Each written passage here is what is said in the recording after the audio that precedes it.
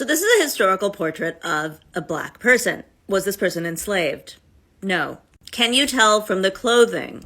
Not necessarily. The thing that happens is there's a lot of complicated reasons people are included in portraits. Sometimes, like if you have a single sitter, then you can probably guess what their role, what their societal position was based on their clothing. This painting from the Huntington Museum and Library, for example, likely a soldier. He's the only one there. His uniform gives us that clue. This 1837 portrait of a woman is likely somebody who was never enslaved, a free black person from New Orleans, because of her dress. That's how we can guess. But the condition of slavery makes it a lot more complicated to guess what the role of a person who is black was in that society. Why?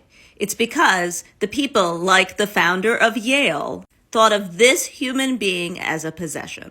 So when he had a portrait made of his family and he wanted to show how wealthy he was, he dressed up and included his enslaved person. And so this person becomes part of his possessions. And he is showing he takes care of his possessions by dressing up that child. And this gruesome habit of making portraits of enslaved children and people dressed up was pretty common in Europe. Often even adding jewels.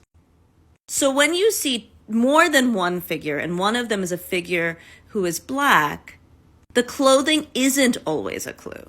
But the final nuance is that does not mean that all black people in historical portraits were enslaved. That is an incorrect fallacy. And so you have images like this where we honestly don't know.